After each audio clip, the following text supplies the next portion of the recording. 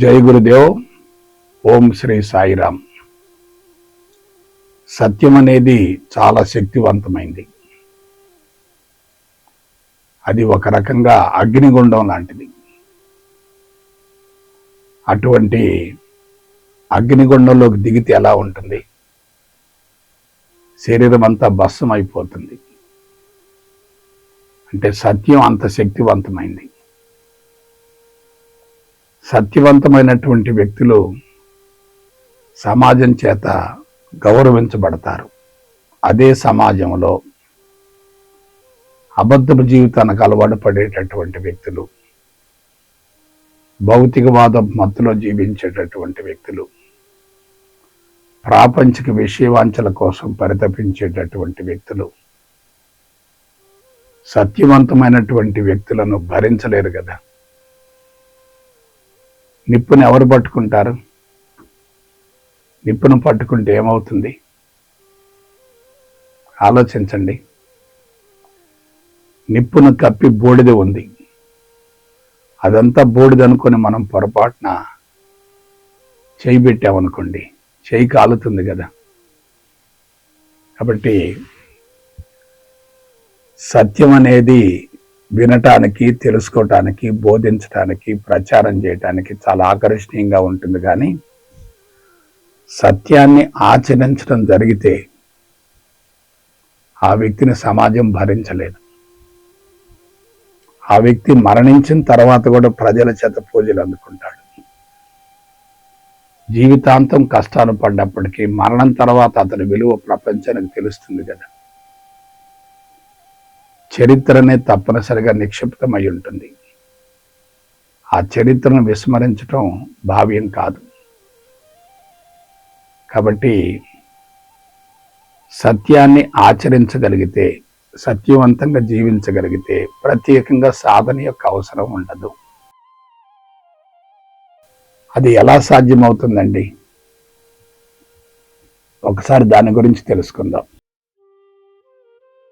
మీరు కానీ, నేను కానీ, ఎక్స్ కానీ, వై కానీ, జడ్ కానీ, సమస్త మానవ జాతి మొత్తం ప్రమాదపు అంచులో ఉండటానికి మూల కారణం ఏంటంటే అంతరంగ సంస్కారాలు.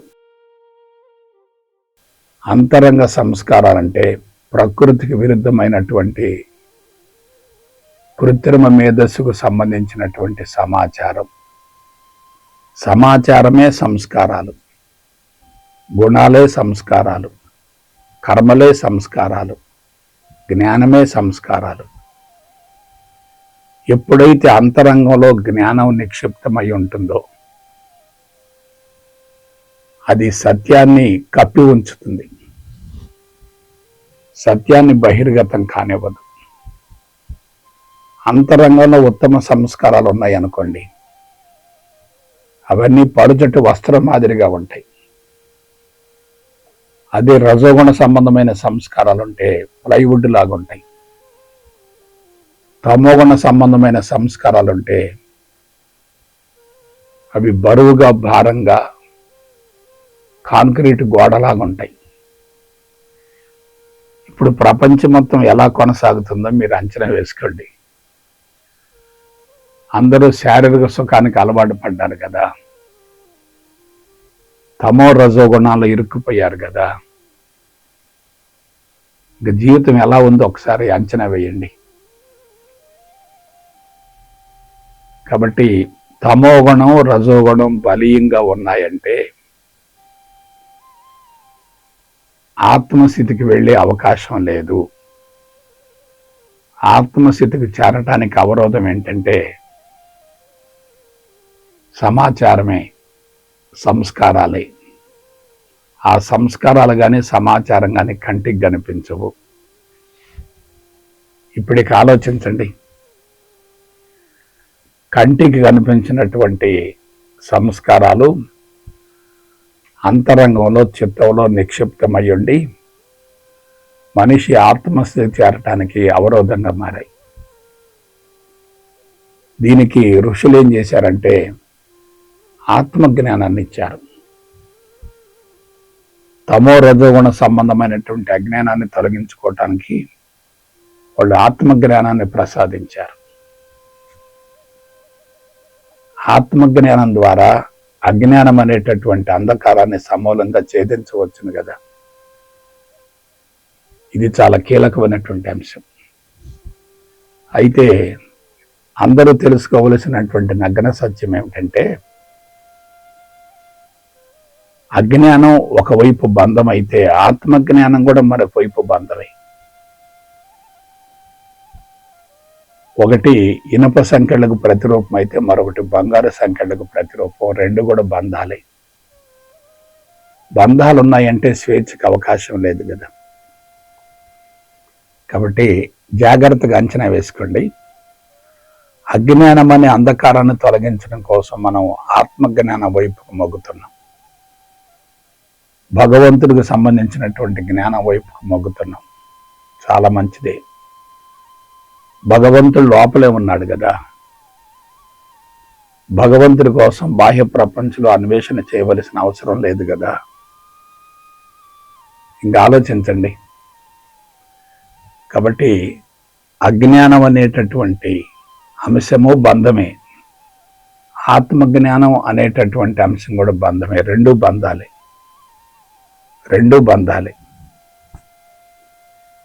ఎప్పుడైతే బంధాల్లో ఉంటామో స్వేచ్ఛకు అవకాశం లేదు కదా.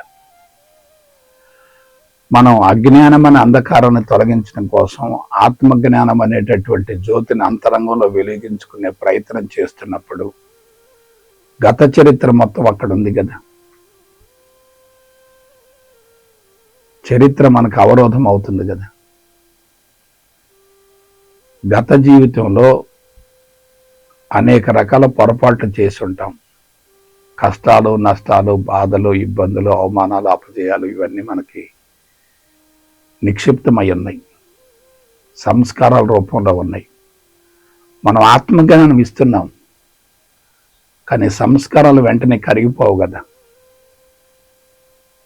దానికి మార్గం ఏమిటి? సాధనే మార్గం. ఏమిటి ఆ సాధన? నీ అంతరంగం మీద సాధన చెయ్యాలి.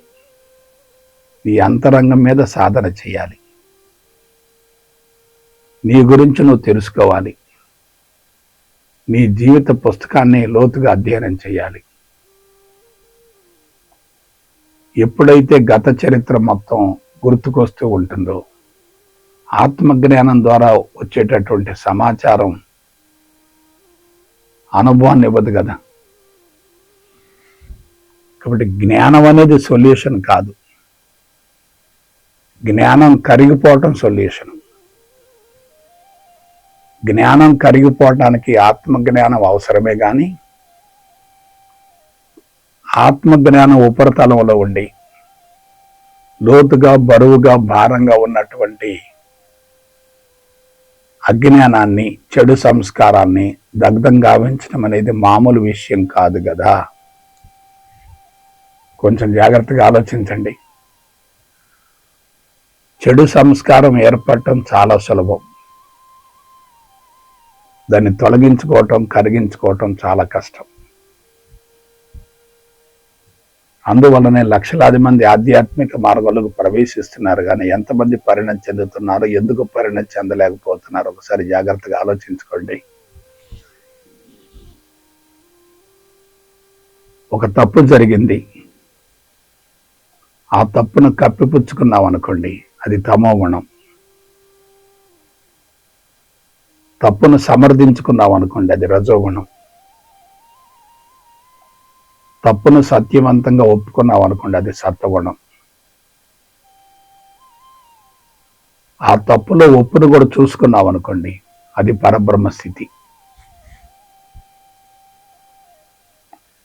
చెడును తొలగించుకోవటం కోసం మనం మంచిని ప్రవేశపెడుతున్నాం. మంచి కూడా బంధమే కదా. చెడు అనేది ఇనుప సంఖ్యలు అయితే మంచి అనేది బంగారు సంఖ్యలు కదా. రెండు బంధాలే కదా. బంధాలను తీసేసేవనుకోండి, అక్కడ ఏముంటుంది? శూన్యం ఉంటుంది కదా. అదే ఆత్మస్థితి కదా. దీనికి ఏం చేయాలి? ఇప్పటి వరకు జరిగినటువంటి చరిత్రలో మన ద్వారా కొంతమందికి నష్టం కలిగింది, అవి గుర్తుకు తెచ్చుకోవాలి. కొంతమంది ద్వారా మనకు నష్టం కలిగింది, అది కూడా గుర్తుకు తెచ్చుకోవాలి. మనం నష్టపరిచినటువంటి వాళ్ళు ఉన్నారు, మనలను నష్టపరిచినటువంటి వాళ్ళు కూడా ఉన్నారు. రెండు వర్గాలు ఉన్నాయి అక్కడ.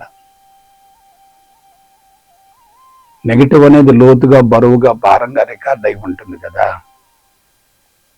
మరి వాళ్ళంతా గుర్తుకొస్తా ఉంటే ఏమవుద్ది?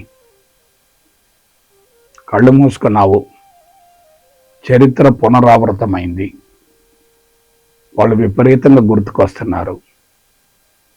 వాళ్ళని వ్యతిరేకిస్తూ ఉంటే ఏమవుద్ది? శక్తి విపరీతంగా హరించుకుపోతుంది కదా. ఎప్పుడైతే శక్తి హరించుకుపోతుందో సాధన ప్రమాదకరంగా మారుతుంది కదా. మార్గంలోకి ప్రవేశించినటువంటి వ్యక్తి పురోభివృద్ధి చెందాలి తప్ప బలహీనపడితే ఎలా? కాబట్టి చరిత్ర మొత్తాన్ని సమూలంగా దగ్ధం గావించాలి. అందుకు ఏం కావాలి?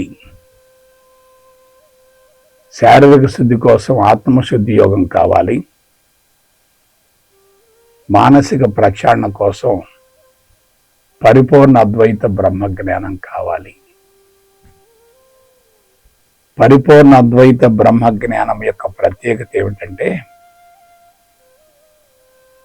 కనిపించే స్థూల జగత్తు, అందుకు సంబంధించినటువంటి సంఘటనలు, సన్నివేశాలన్నీ కూడా మాయకు ప్రతిరూపమే అనేటటువంటి అంశం అనుభవంలోకి వస్తుంది. పరిపూర్ణ అద్వైత బ్రహ్మజ్ఞానం అంటే జ్ఞానమే మాయ అనేటటువంటి అంశం అనుభవంలోకి వస్తుంది. జ్ఞానం వాస్తవం కాదు, జ్ఞానం అంతా కూడా కృత్రిమ మేధస్సుకు సంబంధించింది. ప్రాథమికంగా జ్ఞానం తప్పనిసరిగా అవసరమే, కానీ పరిపూర్ణత్వం సిద్ధించడానికి అదే అవరోధం అవుతుంది. కాబట్టి మనుషులంతా ఎక్కడ దెబ్బతింటున్నారంటే, జ్ఞానాన్ని సమకూర్చుకుంటే అజ్ఞానం పోతుంది అనుకుంటున్నారు. అది వాస్తవం కాదు. అజ్ఞానము బంధమే, జ్ఞానం కూడా బంధమే. ఎప్పుడైతే రెండు బంధాలు అనేటటువంటి భావన కలుగుతుందో వాటిని మనం వదిలేస్తాం కదా. బంధాలు ఇరుక్కుపోం కదా. మనకు అవసరమైంది స్వేచ్ఛ కదా. స్వేచ్ఛ రావాలంటే ఏం చేయాలి? తప్పనిసరిగా బంధాలతో ఉన్నటువంటి జ్ఞానాన్ని కూడా మాయగా భావించి వదిలేయాలి. మనకు శత్రువులు లేరు, కష్టాలు లేవు, నష్టాలు లేవు, బాధలు లేవు, ఇబ్బందులు లేవు. ప్రతి కష్టంలో అదృష్టం ఉంటుంది, ప్రతి అపజయంలో విజయం ఉంటుంది, ప్రతి ఓటములో గెలుపు ఉంటుంది, ప్రతి చెడులో తప్పనిసరిగా మంచి ఉంటుంది. రెండు 50-50గా ఉంటాయి. ఈ ఒక్క విషయాన్ని అవగాహన చేసుకోండి, జీవితం ఎలా ఉంటుందో. ఈ ఒక్క విషయం అవగాహన అయితే ఇక సాధనకు అవసరం లేదు కదా. మరి ఏం చేయాలండి? జ్ఞాన విచారణ చేయాలి. జ్ఞాన విచారణ ద్వారా, విశ్లేషణ ద్వారా చిక్కుముడులు మొత్తం తొలగిపోతాయి. అందువల్ల ఇది చాలా కీ పాయింట్, పట్టుకోండి చాలు. భౌతిక జగత్తుకు సంబంధించినటువంటి జ్ఞానము మాయే, భగవంతుడికి సంబంధించినటువంటి జ్ఞానము మాయే. మాయ అనే భావన కలిగిందనుకోండి, అక్కడ అకౌంట్ క్లోజ్ అవుతుంది. నువ్వు ఎవరినో నష్టపరిచావని చెప్పి పాపభీతితోటి, అపరాధ భావంతో ఉన్నావు కానీ ప్రత్యక్షంగా నష్టపరిచావు, కానీ పరోక్షంగా అతనికి నువ్వు మేలు చేశావు. నిన్నెవరో నష్టపరిచారని, కష్టపెట్టారని, బాధ పెట్టారని వాళ్ళ మీద వ్యతిరేకత పెంచుకుంటున్నావు, కానీ వాళ్ళు ప్రత్యక్షంగా బాధ పెట్టారు కానీ పరోక్షంగా నీకు మేలు చేశారు. ఈ విషయాన్ని అందరూ తెలుసుకోలేకపోతున్నారు. ఈ విషయాన్ని తెలుసుకోలేక అందరూ ఏమయ్యారంటే కఠోర సాధనలకు అలవాటు పడ్డారు. అంతరంగంలో సంస్కారాల మోతాదు ఎక్కువగా ఉన్నప్పుడు సాధన చేస్తే ఏమవుతుంది? సాధన ప్రమాదకరంగా మారుతుంది కదా. కాబట్టి సంస్కారాలను ఏం చేయాలి? మనం కరిగించి వేయాలి. ఎప్పుడైతే సమాచారం మొత్తం మాయ అనేటటువంటి భావన కలుగుతుందో, నీ అంతరంగంలో ఉన్నటువంటి పుస్తకం మొత్తం కరిగిపోతుంది కదా. అంతరంగం సమూలంగా శుద్ధి అవుతుంది కదా. అంతరంగం ఖాళీ అవుతుంది కదా. అందుకే ఆధ్యాత్మిక మార్గం అంటే ఏమిటి? నీ గురించి నువ్వు తెలుసుకోవటమే ఆధ్యాత్మికత. నిన్ను నువ్వు ఉద్ధరించుకోవటమే ఆధ్యాత్మికత. నిన్ను నువ్వు ఉద్ధరించుకున్నావు అనుకోండి, సమాజాన్ని ఉద్ధరించే అర్హతను పొందుతావు. నీ గురించి నువ్వు తెలుసుకున్నావు అనుకోండి, అందరి గురించి తెలిసిపోతుంది. అందుకు అద్వైతమే పరిష్కారం. పరిపూర్ణ అద్వైత బ్రహ్మజ్ఞానమే సమూల శాశ్వత పరిష్కారం. చాలా షార్ట్ కట్ మెథడ్ ఇది. కఠోరంగా సాధనలు చేయకూడదు. మెంటల్ ప్రిపరేషన్ లేకుండా మెడిటేషన్లో కూర్చోకూడదు. మెంటల్ ప్రిపరేషన్ చాలా అవసరం. ప్రస్తుతం అందరూ కూడా మెంటల్ ప్రిపరేషన్ లేకుండా మెడిటేషన్లో కూర్చుంటున్నారు. తమో రజోగుణాలతోటి జీవితం ప్రారంభం అవుతుంది. వాటి మోతాదు ఇంకా పెరుగుతుంది తప్ప తగ్గటం లేదు కదా. వాటి మోతాదు ఎక్కువగా ఉన్నప్పుడు వాటిని అణిచివేస్తూ సాధన చేస్తే ఎట్లా? ప్రపంచాన్ని వ్యతిరేకిస్తూ పరమాత్మ కోసం అన్వేషణ చేస్తే ఎట్లా? ప్రపంచంలోనే పరమాత్మను చూడగలిగితే ఎలా ఉంటుంది? ఆలోచించండి. ప్రపంచమే పరమాత్మ, పరమాత్మే ప్రపంచం అనేటటువంటి భావన బలీయమైందనుకోండి, అక్కడ ఏకత్వం సిద్ధించినట్లే కదా. ద్వంద్వాలకు అవకాశమే లేదు కదా. కాబట్టి జాగ్రత్తగా విశ్లేషించుకోండి. సాధన అనేది పురోగమన పరిణామానికి నాంది పలకాలి తప్ప తిరోగమనానికి మళ్ళకూడదు కదా. కాబట్టి జీవితమే సాధనగా మారాలంటే, కళ్ళు మూసుకొని సాధన కొనసాగించవలసినటువంటి అవసరం లేనటువంటి స్థితికి చేరాలంటే పాశుపతాస్త్రాలు రెండే ఉన్నాయి. ఒకటి ఆత్మశుద్ధి యోగం, రెండవది పరిపూర్ణ అద్వైత బ్రహ్మజ్ఞానం. అందువల్ల సాధన అనేది ప్రత్యేకంగా ఎక్కడా లేదు.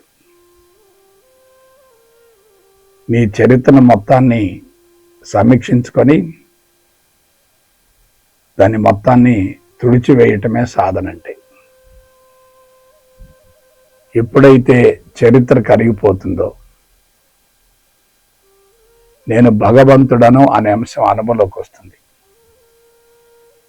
నేను భగవంతుడను అనే అంశం అనుభవంలోకి రాకపోవటానికి మూల కారణం ఆ చరిత్రే, ఆ సంస్కారాలే. సంస్కారాల మోతాదు ఎక్కువగా ఉందనుకోండి, ఏమవుతుంది?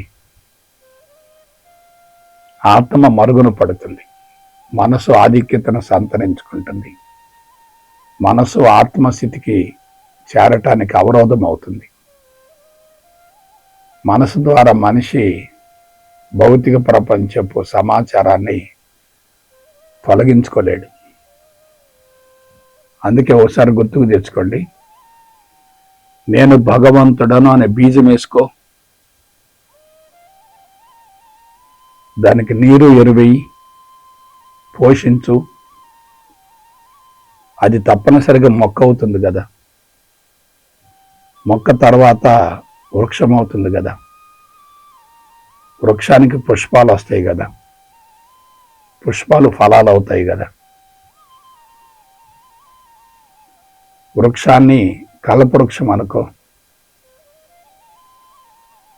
ఆ ఫలాల్ని అమృత ఫలాలుగా స్వీకరించు, జ్ఞాన గుళికలుగా స్వీకరించు. అంతరంగం సమూలంగా శుద్ధి అయినట్లే కదా. అందువల్ల ఆధ్యాత్మిక మార్గం కష్టం అనుకోకూడదు. ఎప్పుడు కష్టం అవుతుందంటే ఉన్నదాన్ని వ్యతిరేకిస్తూ లేని దానికోసం కఠోరంగా సాధన చేస్తూ ఉంటే కష్టం అవుతుంది. అక్కడ భగవంతుడు లేడు కదా, భగవంతుడి కంటికి కనిపించడు కదా, భగవంతుడు నిరాకారుడు, నిరంజనుడు, నిర్గుణుడు కదా. కనిపించేది భౌతిక జగత్తే. ఆ భౌతిక జగత్తును భగవంతుడిగా భావించడం అంటే అందరికీ రుచించదు. ప్రతి వస్తువులో భగవంతుడు ఉన్నాడు అనే భావన కలిగింది అనుకోండి, ఆ వస్తువులకు విలువ ఉండదు కదా.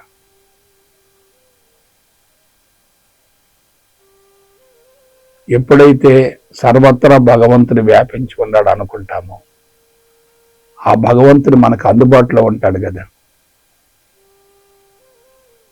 ఎప్పుడైతే భగవంతుడు నాకంటే భిన్నంగా ఉన్నాడనే భావన కలిగిందో అప్పుడేమవుతుంది, భగవంతుని నీకంటే వేరుగా ఉన్నతంగా ఊహించుకుంటున్నావు. అది కాదు, మట్టిలో ఉన్నది, మలంలో ఉన్నది, మల్లెపూలో ఉన్నది, శవంలో ఉన్నది కూడా భగవంతుడే. భగవంతుడు తప్ప మరొకటి లేదు. నీవు ఆ భగవంతుడివే. అంతా భగవంతుని మయమైనప్పుడు మానవుడు కూడా భగవంతుడే కదా.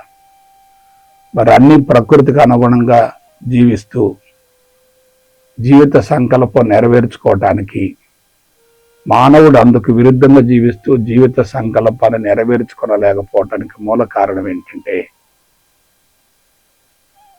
ఇతడిలో నేను భగవంతుడను అనే అంశం అనుభవంలోకి రాకుండా సంస్కారాలు అడ్డొస్తూ ఉన్నాయి.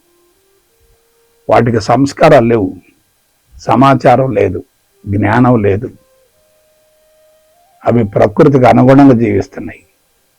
వాటికి సాధన యొక్క అవసరం ఏముంది? ఒక మానవుడికే సాధన యొక్క అవసరం ఎందుకు వచ్చింది?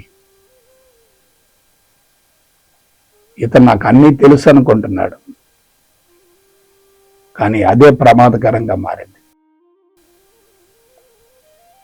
నెగిటివ్ చూసి పరివర్తన చెందటంలే, నెగిటివే పాజిటివ్ అనుకుంటున్నాడు. అదంతా అభివృద్ధిలో ఒక భాగం అనుకుంటున్నాడు. నేనేదో సాధించాను అనుకుంటున్నాడు. అక్కడ మనిషి పూర్తిగా గాడి తప్పాడు. ఇవాళ పరిస్థితులు పూర్తిగా చేయి దాటిపోయాయి. చేతులు కాలా కాకులు పట్టుకున్న ఎటువంటి ప్రయోజనం ఉండదు కదా.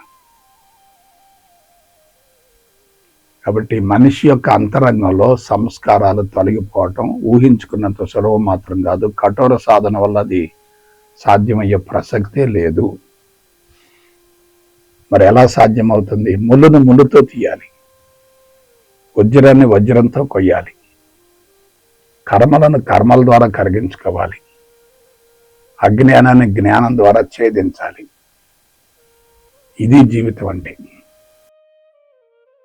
ఎప్పుడైతే మనిషి సాంకేతికతను ప్రయోగిస్తాడో అది బుల్లెట్ లాగా దూసుకొని పోతుంది. అనుమానం నివృత్తి కలిగింది అనుకోండి, అంతరంగం తేలిపోతుంది.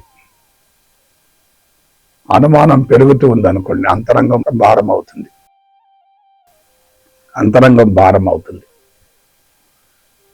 కాబట్టి మనుషులంతా ఏమవుతున్నారు? అనుమానాలను ఇంకా బలపరుచుకుంటున్నారు, ఆత్మజ్ఞానాన్ని పొందలేకపోతున్నారు, అంతరంగాన్ని శుద్ధిగా ఉంచుకోలేకపోతున్నారు, భగవంతుని బయట వెతుక్కుంటున్నారు, భగవంతుని మీద ఆధారపడుతున్నారు, బానిసలుగా తయారవుతున్నారు, బానిస ప్రపంచాన్ని తయారు చేస్తున్నారు. ఇంతకంటే ఇక చెప్పలేను.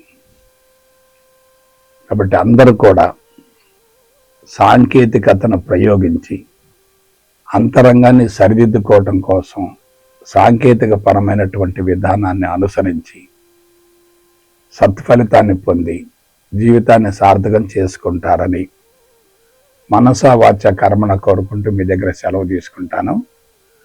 జై గురుదేవ్, జై గురుదేవ్, జై గురుదేవ్.